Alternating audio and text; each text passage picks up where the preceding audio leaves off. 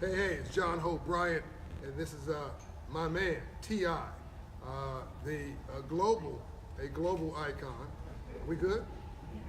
I'm just making sure that this is that I'm not screwing something up on broadcasting. It's my bad, not yours. So we're live on, I believe, our Facebook feed. We're also going to put this back through our Hope Global Forum feed. MSNBC is also streaming the forum. So if you missed the piece with T.I. and Ryan and what's the brothers? Alfonso, great guy. That were on this last session, owning the block. You need to go back and watch that on replay. You can watch it on MSNBC. You can watch it on Hope Global Forum. But T.I. curated. So you know him as a global entertainer, rapper, musician. Maybe you know him as a producer. He does that too. Maybe you know him as a TV star. He does that too. You may not know he's a businessman. You may not know he owns his own publishing rights. You may not know he owns his own licensing rights. You may not know he's got merchandising lines. You may not know he's a real estate investor and he's a walking expert on qualified opportunity zones. That's talking about going from your right brain to your left brain and back to your right brain. Creativity, intellect, creativity.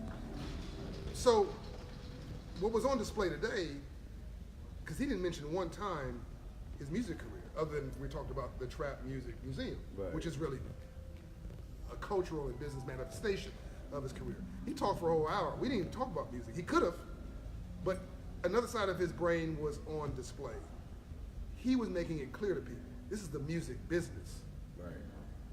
It's the entertainment business. It's the business of his brand. And you correct me if I'm wrong, my man, what we really talked about tonight, including the piece about Nipsey, right, is mindset. Absolutely. Absolutely. I mean, I think that you are as big as you allow yourself to be. Or small. Or as small as you allow yourself to be. And your dreams will determine your trajectory. Your dreams and your belief in your dreams and how much effort, energy, and attention you will apply to your dream, and how many times you can hear no and not give up. You know, I think those are the things that will separate the doers from the wishers. Right. So what I hear him saying is you can't afford to be a victim. You're not a victim, you're a victor. You're a victor, absolutely. And it doesn't mean you weren't victimized. Right. Doesn't mean that you weren't discriminated against. Right. I can't get in your heart and change how you feel about me, but I can get in my heart and change how I feel about you. That has to do with my self-esteem. Somewhere along the line, you got confidence and self-esteem. I'd like to know where that came from, by the way. I don't think I've ever asked you that question before. Well, I believe it made its way into me early on, but it was shaped in the form of arrogance. Okay. You know what I'm saying? I had to hone my arrogance and kind of trim it, shape it, and sculpt it into a positive form of confidence. Yeah, so basically faked it till you make it. So he leaned in, basically acting like the CEO till he became one. Yeah. Acting like the player till he became a player, which is cool, as long as it's your objective to get to the truth. Sure, because that was always my intention. I always knew that. I started out as an entrepreneur in 4th grade. Oh, really? Doing what? I used to sell candy. So me too. I sold candy in school. Okay. Yeah, and every time I went to see my father in New York, when I came back home, he'd give me $300-400, and I knew I was going back to the ghetto. So I had to figure out how to stretch this $300-400 until I saw him again on Christmas. Okay. So I'd take $100 and I'd go to Sam Warehouse, and my grandmama and me would buy loads of candy, and I'd take $25 or $20 worth of candy to school every day. The idea was I said $20 worth of candy every day that'd give me $100 a week. You know what I mean? And that kind of taught me a lot. How old were you? I was in 4th grade. What was that? 11? Yeah. The same age that my mother invested in my own small business selling candy. I was 9, so we're about the same age. So you had an entrepreneurial mindset at an early age. Early on. Had hustle. Yeah, and I knew that, even when I grew up, that whatever I was doing, although music was my first passion, but whatever I was doing, that I would build business around it. So do you think, I never thought about this way. You have sustained and succeeded and excelled where other people have come, rappers, singers, and gone, one-hit wonders, two-hit wonders. Mm-hmm. They actually think it's about the bling. They actually think it's about the one song or singing or catching some women or whatever the glitz thing is. Mm-hmm. You seem to have always been anchored in you have your fun, Sure. but you do the work first. Yeah, I don't want to be too critical of them because I had my share of that debauchery earlier on in my career. However, I still had a keen sense of business and how to elevate my mindset and learn new aspects of business. Right. That kind of it just kept my appetite hungry for new and different ways to succeed. Yeah, and I think it's an important point that you just raised, Tip, that we don't want anybody to think that just because we're pushing you to be the best, that we're criticizing somebody because they fall short. That's no, right. we're just elevating the game, right? Yeah. Dr. Benjamin Mays was Dr. King's mentor, and he said that failure, the greatest sin wasn't failure, it was low aim. That's right. So all we're trying to do, if you're a rapper, if you're a singer, whatever your chosen endeavor is, just aim high. Absolutely. And then just understand the difference between assets and liabilities. Now, there's nothing wrong with going to buy a nice car. There's nothing wrong with buying you a nice watch. This is real talk. But at the same time, spend the same amount of money on buying you a nice piece of property. That's right. Real estate. Absolutely. On things that you can invest in that will appreciate rather than, putting your money in things that will depreciate. And the sooner you start to think like that, the better off you'll become. So now I'm about to be provocative. So he just opened the whole door. This is deep now. There's no planning here. We didn't have no pre-conversation. We're just flowing. So wait a minute. Are you trying to tell me that buying some gold chains with some diamonds on it is not an investment? Well, it depends on where you get it from, how Right. much you get it for, and Right. how good of condition you keep it in. Right. I have bought pieces of jewelry that I paid $25,000 or $30,000 for, that later on I may have gotten $40,000 for. But as a general rule, As a general rule, it will depreciate as soon as you walk out of the store. that's right. You buy a car, as a general rule, that's not an investment. It is not.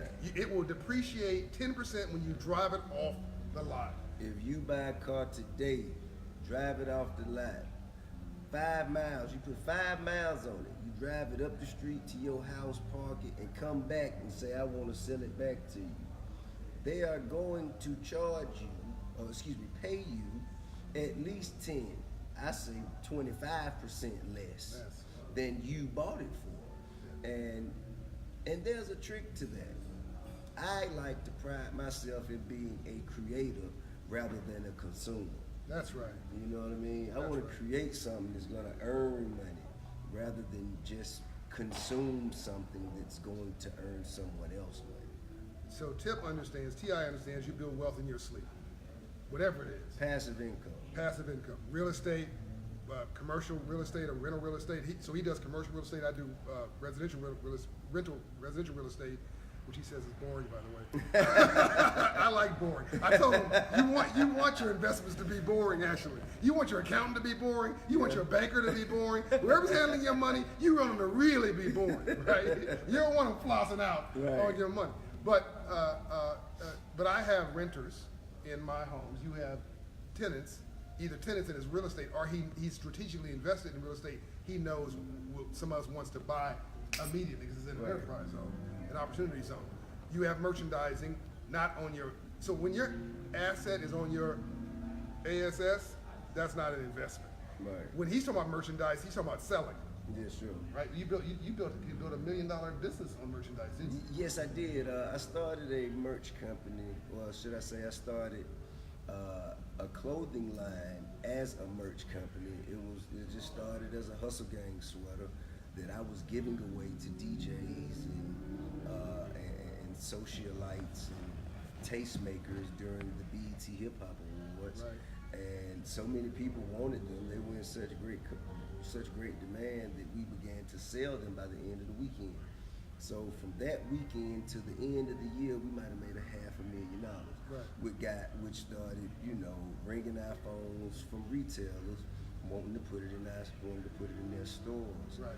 And we partnered with our manufacturers and distributor RP55, who we worked with before with our original clothing line, Aku.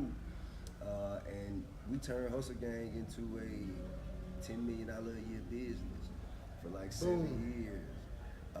And I mean, so that happened to be haphazard.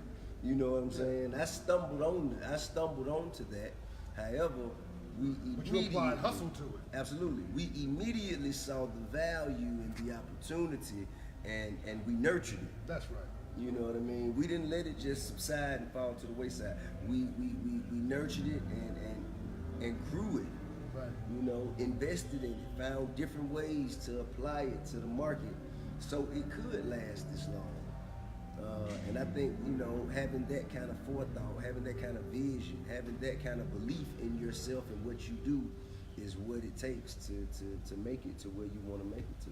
Yeah, so the world sees we're going to wrap this up in a minute. The world sees the glitzy T.I. And by the way, rightly so.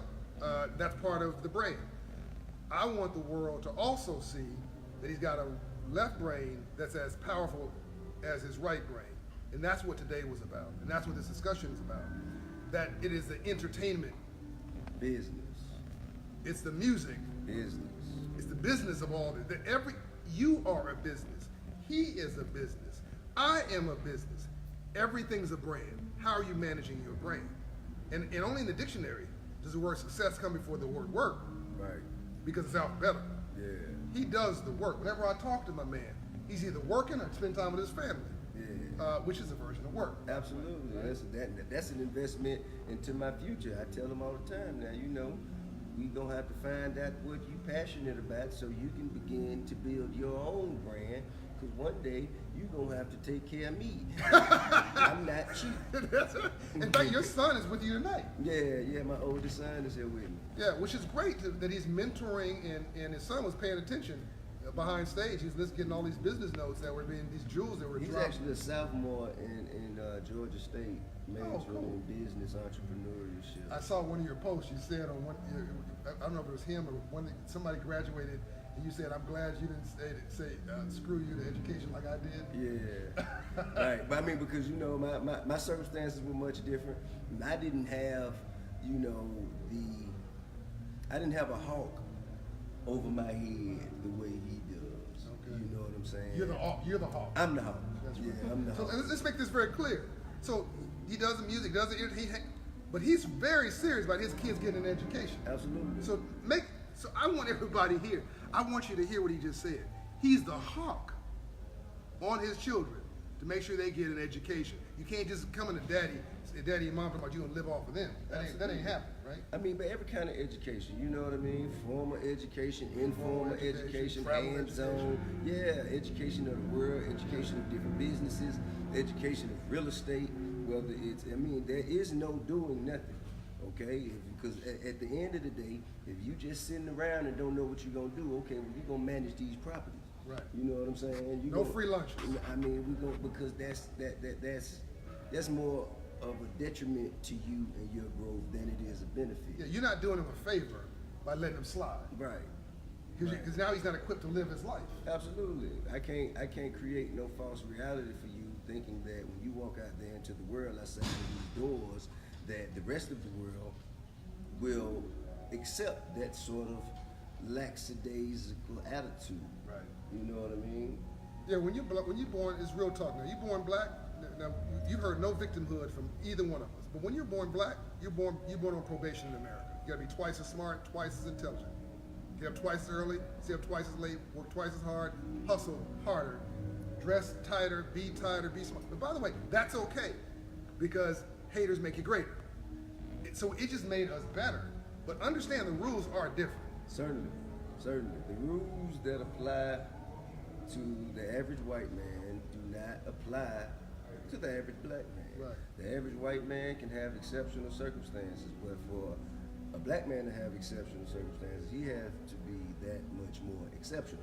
Right. And I believe that for me to not expose my children to the many different facets of business and even entertainment, arts, and all other types of endeavors that could yield them a great benefit to their future, I would be doing them a terrible disservice. So we're gonna travel the world. We're gonna go to museums. We're gonna do, see, and experience as much as we need to for them to trigger, for something to trigger in their head and say, that's it. That's what I want to do. Yeah. Like my son Major, he's 11 years old, and he loves to play video games. Right. That's a big industry. Yeah, absolutely. Okay, so we're going to coding class. Coding class, that's what I'm talking about. You know what I'm saying? So we're not just gonna play video games. We're gonna make video games. That's right. We're gonna invest in companies that deal with e-gamers, because e-gaming, which is professional video game playing, that is a huge industry as well. Those are the things that I feel like it is my responsibility to put my children in a position to be able to do. So we're about to wrap this up, and thanks for your time, my man. By the way, show you how wise my man is. He said, we get off stage, he said, it was good, we had a good time. He said, what time does this thing start tomorrow? I may just come here and just sit in the audience. So the only way the teacher can continue to be a teacher is that the teacher understands the best way, the way to be the teacher is to be a good student. That's right. God gave you 2 ears and 1 mouth. We listen twice as much as you talk. I'm always taking in information. Right on. Always. And it's what we don't know that we don't know that's killing us, but we think we know. Right. So somebody told me something last week. It's so simple, Tim. If you don't understand how America works, you will fail. I mean, that's the shortest sentence I've ever had to the reason why I do what I do. Right. If you don't understand how America works, you could also say the world, but America works, we live here, you will fail. You agree with that? Certainly. You can't win the game if you don't know the rules of it. And Ambassador Young, who's in the audience, both our hero, said, live in a system of free enterprise, not to understand the rules of free enterprise, must be the definition of slavery. Provocative question. You're not an angry black man, it appears. No, I'm not angry. Why? I mean, you got a reason to be angry. We all have a reason to be if we wanted to be angry. Yeah, why aren't you angry? I feel like anger cripples you. Anger cripples the ability to develop the kind of thought that will allow you to navigate through the circumstances that are actually making you angry. And what I love about this conversation, we didn't pre-plan, we didn't talk, we didn't prep, nothing. In fact, the panel and this conversation, I just said, look, Tip, this is your session. You do with it as you will. He curated the whole thing. But this is so symbiotic. We come from basically, we come from the same world, the hood, right. But we travel different paths. Right. Mine's mostly left brain, yours mostly right brain. Right. We meet in the middle. But we are speaking the same language. Sure. It's the language of success. And we want you to learn that language. We don't want you to be crippled. We don't want you to be angry, because when you're angry, you get emotional. Yeah. And when you're emotional, the energy, the blood goes from your brain where you're thinking to your fists and your hands where you're not thinking. We want you to win the battle, not the war. We want you to step over mess and not in it. We want you to take no for vitamins. We want You like that one? You can borrow that one. Right on. I stole it too. Strategy is key, man. You must be strategic. You cannot overcome any level of oppression, any level of hate without being strategic. You got to be strategic in your application of skill. And I want you to overcome hate with love. I want you to. Folks give you hate. I want you to give them love in return, because love is a renewable energy that it is God. It is everything. And hate corrodes the container it sits within. That was a Dr. King quote. Okay. We happen to be sitting in a room that Dr. King actually had his last meeting before he was assassinated. Whoa. The Poor People's Campaign, 1967, was in this room in the Hyatt Hotel. So we were coming full circle, trying to finish what he started with civil rights. Absolutely. Building on civil rights. Everybody give a tip, some virtual love for this session. Everybody here in this great forum. thanks you for being here, my man. My pleasure. He'll be Thank back you. on. He'll be back on Friday, by the way. Yes, sir. Closing the forum up with Tony Ressler, who's a multi-billionaire and a successful entrepreneur and a businessman. He owns the Atlanta Hawks, amongst other things. His brother is building a $6 billion the Goach. Yeah, that's big enough. Yeah. So we're gonna be having a different kind of conversation on Friday about building. Right. That's right after Jack Dorsey, so you get a chance to meet Jack as well. All right, love and light. We're out. You want some last words? Thank you. Thank you for having me. Thank you for tuning in, and I appreciate all the levels of support throughout the years. Be the change you want to see in the world. We're out. Go to hopeglobalforums.org and follow us online.